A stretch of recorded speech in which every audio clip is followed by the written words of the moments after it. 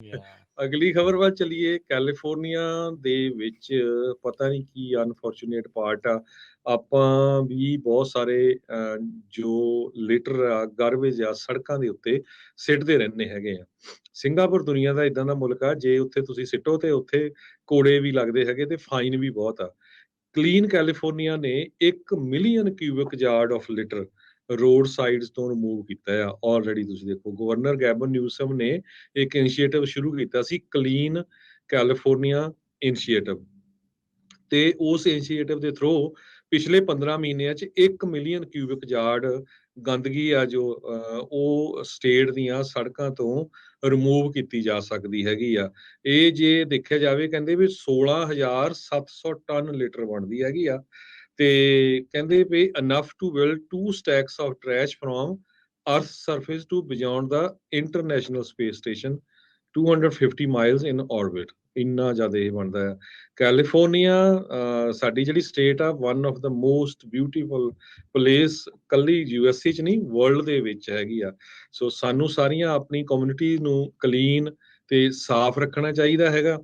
$1 billion clean California project ਦੇ ਉੱਤੇ ਜੋ ਗਵਰਨਰ ਆ ਉਹਨਾਂ ਨੇ ਲਾਇਆ ਹੈਗਾ, ਤੇ ਆਉਣ ਵਾਲੇ ਸਮੇਂ 'ਚ ਵੀ ਇਦਾਂ ਹੀ ਕਹਿੰਦੇ ਜਾਰੀ ਰੱਖਾਂਗੇ। ਕੈਲਟ੍ਰੈਨਸ ਉਹਦੇ ਨਾਲ ਹੋਰ ਬਹੁਤ ਸਾਰੀਆਂ ਨਾਨ ਪ੍ਰੋਫਿਟ ਆਰਗੇਨਾਈਜੇਸ਼ਨਸ ਵੀ ਕਲੀਨ ਕਰਨ ਦੇ ਵਿੱਚ ਹੈਲਪ ਕਰ ਰਹੀਆਂ ਆ। ਦੇਖੋ, 18,000 ਤਾਂ ਕਹਿੰਦੇ ਟਾਇਰੇ ਇਕੱਠੇ ਕੀਤੇ, 5,000 ਮੈਟ੍ਰਿਸਸ। ਹੁਣ ਇਹ ਤਾਂ ਆਮ ਲੋਕ ਹੀ ਸਿੱਟਦੇ ਆ ਨਾ, ਚਲੋ ਬਾਕੀ ਤਾਂ ਬੰਦਾ ਕਹਿ ਦਿੰਦਾ ਵੀ ਪੇਪਰ ਆ ਗਿਆ ਜਾਂ ਕੋਈ ਹੋਰ ਗਾਰਬੇਜ ਆ ਗਿਆ, ਪਰ ਆ ਟਾਇਰਾਂ ਤੱਕ ਦੇਖੋ ਸੜਕਾਂ ਦੇ ਸਿੱਟੇ ਹੋ। ਜੀ ਜੀ। ਅਗਲੀ ਜਿਹੜੀ ਖਬਰ ਹਰਜੋਤ ਸਿੰਘ ਜੀ ਆਪਾਂ ਕਰਦੇ ਜਾਈਏ ਤਾਂ ਦੱਸਿਆ ਜਾ ਰਿਹਾ ਹੈ ਵੀ ਕੈਲੀਫੋਰਨੀਆ ਦੇ ਵਿੱਚ ਨੈਚੁਰਲ ਗੈਸ ਹੀਟਰਸ ਆ, ਉਹਨਾਂ ਨੂੰ ਉਹਨਾਂ ਦੀ ਸੇਲਸ ਦੇ ਉੱਤੇ ਬੈਨ ਲਗਾਇਆ ਜਾ ਰਿਹਾ ਆ। 2030 ਤੋਂ ਬਾਅਦ 'ਚ ਨੈਚੁਰਲ ਗੈਸ ਦੇ ਨਾਲ ਚੱਲਣ ਵਾਲੇ ਹੀਟਰਸ ਆ, ਉਹਨਾਂ ਨੂੰ ਨਹੀਂ ਵੇਚਿਆ ਜਾਊਗਾ। ਕੈਲੀਫੋਰਨੀਆ ਏਅਰ ਰਿਸੋਰਸ ਬੋਰਡ ਨੇ ਇਸ ਦੇ ਉੱਤੇ ਵੋਟ ਪਾਉਂਦੇ ਹੋਏ ਗੈਸ ਫਰਨੈਸਿਸ ਤੇ ਗੈਸ ਵਾਟਰ ਹੀਟਰਸ ਨੂੰ 2030 ਤੱਕ ਆਬਸੋਲੀਟ ਕਰ ਦੇਣਾ ਆ। ਆਲਰੇਡੀ ਗੈਸ ਪਾਵਰਡ ਕਾਰਜ਼ ਦੇ ਉੱਤੇ 2035 ਤੋਂ ਬਾਅਦ ਦੇ ਵਿੱਚ 100% ਬੈਨ ਜਿਹੜਾ ਆ ਉਹ ਲੱਗਣ ਜਾ ਰਿਹਾ ਹੈਗਾ ਆ। ਸੋ ਕੈਲੀਫੋਰਨੀਆ ਦੇ ਹਾਊਸ ਹੋਲਡਸ ਦੇ ਵਿੱਚ ਇਸ ਮੌਕੇ 90% ਕਹਿੰਦੇ ਆ ਵੀ ਜਿਹੜੀ ਗੈਸ ਦੇ ਨਾਲ ਚੱਲਣ ਵਾਲਾ ਗੈਸ ਯੂਜ਼ ਜਿਹੜਾ ਆ ਉਹ ਵਾਟਰ ਹੀਟਰ ਤੇ ਫਰਨੈਸਿਸ ਦੇ ਨਾਲ ਜਿਹੜਾ ਉਹ ਰਹਿੰਦਾ ਆ। ਆਲਰੇਡੀ ਇਹ ਇੱਕ ਮੁਹਿੰਮ ਕਾਰਬ ਦੇ ਦੁਆਰਾ ਤੇ ਬਹੁਤ ਸਾਰੀਆਂ ਜਿਹੜੀਆਂ ਕਲਾਈਮੇਟ ਨਾਲ ਜੁੜੀਆਂ ਸੰਸਥਾਵਾਂ ਆ ਉਹ ਚਲਾ ਰਹੀਆਂ ਆ ਵੀ ਜਿਹੜੇ ਚੁੱਲ੍ਹੇ ਵੀ ਆ ਉਹ ਵੀ ਗੈਸ ਵਾਲੇ ਨਹੀਂ, ਜਿਹੜੇ ਇੰਡਕਸ਼ਨ ਵਾਲੇ ਆ ਉਹ ਚੱਲਣੇ ਚਾਹੀਦੇ ਆ। ਇਹਨਾਂ ਦਾ ਵੀ ਪੋਲਿਊਸ਼ਨ ਜਿਹੜਾ ਉਹ ਬਹੁਤ ਹੁੰਦਾ ਆ। ਸੋ ਕੈਲੀਫੋਰਨੀਆ ਇਸ ਟਾਈਮ ਫੋਸਲ ਫਿਊਲਸ ਦੇ ਨਾਲ ਵਰਤੀਆਂ ਜਾਣ ਵਾਲੀਆਂ ਚੀਜ਼ਾਂ ਆ ਉਹਨਾਂ ਉੱਤੇ ਬੈਨ ਕਰਨ ਦੇ ਵਿੱਚ ਮੋਹਰੀ ਜਿਹੜਾ ਹੈਗਾ ਆ ਤੇ ਇਲੈਕਟ੍ਰੀਫਿਕੇਸ਼ਨ ਵੱਲ ਨੂੰ ਤੇਜ਼ੀ ਦੇ ਨਾਲ ਵੱਧ ਰਿਹਾ ਹੈ। ਸੋ ਇਹ ਬਹੁਤ ਵੱਡਾ ਚੇਂਜ ਆ ਰਿਹਾ ਆ। ਡੀਜ਼ਲ ਤੇ ਗੈਸ ਨਾਲ ਚੱਲਣ ਵਾਲੀਆਂ ਗੱਡੀਆਂ 2035 ਤੱਕ, ਤੇ ਘਰਾਂ 'ਚ ਤੁਹਾਡੇ ਜਿਹੜਾ ਪਾਣੀ ਗਰਮ ਕਰਨ ਵਾਲੀਆਂ ਫਰਨੈਸਿਸ ਜਾਂ ਵਾਟਰ ਹੀਟਰਸ ਆ ਉਹਨਾਂ ਨੂੰ ਇਹਨਾਂ ਨੇ 2030 ਦੇ ਤੋਂ ਬਾਅਦ ਦੇ ਵਿੱਚ ਵੇਚਣਾ ਜਿਹੜਾ ਉਹ ਬੰਦ ਕਰ ਦੇਣਾ ਆ। ਸੋ ਕਾਫੀ ਚੇਂਜਸ ਜਿਹੜੀਆਂ ਆਉਣਗੀਆਂ। ਇਲੈਕਟ੍ਰੀਫਿਕੇਸ਼ਨ ਦੇ ਉੱਤੇ ਜ਼ੋਰ ਹਰ ਤਰ੍ਹਾਂ ਦਾ ਲਾ ਰਹੇ ਆ। ਢਾਂਚਾ ਕਿੰਨਾ ਕਦੋਂ ਤੱਕ ਤਿਆਰ ਹੋ ਪਾਊਗਾ, ਕਿਉਂਕਿ 8 ਸਾਲ ਰਹਿ ਗਏ ਹਰਜੋਤ ਸਿੰਘ ਜੀ। ਜੇ 2030 ਵਾਲੀ ਆਪਾਂ ਇਹਨਾਂ ਦੀ ਗੱਲ ਕਰੀਏ ਤਾਂ ਇਲੈਕਟ੍ਰਿਸਿਟੀ ਦੀ ਮੰਗ ਬਹੁਤ ਵਧ ਰਹੀ ਹੈ।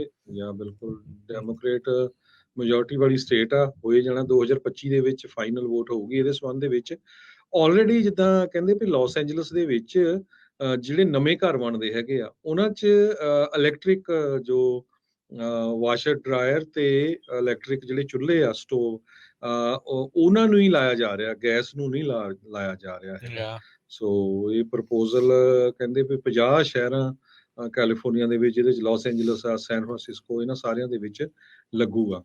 ਸੋ ਇਹ ਗੱਲ ਬਹੁਤ ਜਿਹੜੀ ਫਿਕਰਮੰਦੀ ਵਾਲੀ ਵੀ ਲੋਕਾਂ ਦੇ ਲਈ ਨਾਲ ਦੇ ਨਾਲ ਰਹਿਣੀ ਆ ਵੀ ਬਾਈ ਚਾਂਸ ਬਿਜਲੀ ਚਲੇ ਜਾਂਦੀ ਆ, ਬਿਜਲੀ ਨਹੀਂ ਹੈਗੀ, ਬਿਜਲੀ ਗੁੱਲ ਹੋ ਜਾਵੇ ਤਾਂ ਫਿਰ ਭਾਈ ਰੋਟੀ ਕਿੱਦਾਂ ਗਰਮ ਕਰਨੀ ਆ। ਠੰਡ ਦੇ ਦਿਨਾਂ ਦੇ ਵਿੱਚ ਗਰਮੈਸ਼ ਜਿਹੜੀ ਉਹ ਕਿੱਦਾਂ ਲੈ ਕੇ ਆਉਣੀ ਆ, ਪਾਣੀ ਤੱਤਾ ਜਿਹੜਾ ਉਹ ਕਿੱਦਾਂ ਵਰਤਣਾ ਆ, ਜਾਂ ਤਾਂ ਫਿਰ ਇਹ ਢਾਂਚਾ ਵੀ ਉਸ ਤਰੀਕੇ ਦਾ ਪੂਰਾ ਸਹੀ ਤਰੀਕੇ ਨਾਲ ਤਿਆਰ ਜਿਹੜਾ ਉਹ ਕਰ ਸਕਣ। ਉਮੀਦ ਤਾਂ ਹੁਣ ਇਹੀ ਆ ਵੀ ਕਰ ਲੈਣ, ਨਹੀਂ ਤਾਂ ਫਿਰ ਤਾਂ ਭਾਈ ਕੋਟੀ ਪਊਗੀ ਇਹਨਾਂ ਦੇ। ਫਿਰ ਇਹੀ ਆਪਾਂ ਕਹਿ ਸਕਦੇ ਹਾਂ। ਉਹਨਾਂ ਲੋਕਾਂ ਨੂੰ ਵੀ ਮੈਸੇਜ ਆ ਜਿਨ੍ਹਾਂ ਨੇ ਨਵੇਂ ਖਰੀਦਣੇ ਹੈਗੇ ਅਪਲਾਇੰਸ, ਵੀ ਭਾਈ ਹੁਣ ਇਲੈਕਟ੍ਰਿਕ ਹੀ ਕੀਤੀ ਹੋਣੀ, ਕਿਉਂਕਿ 8 ਸਾਲਾਂ ਨੂੰ ਫਿਰ ਚੇਂਜ ਕਰਨੇ ਪੈ ਜਾਣੇ, ਨਹੀਂ ਤਾਂ ਫਿਰ ਟਰੱਕਾਂ ਵਾਲਾ ਹੀ ਹਾਲ ਆ ਵੀ ਜਿਹੜਾ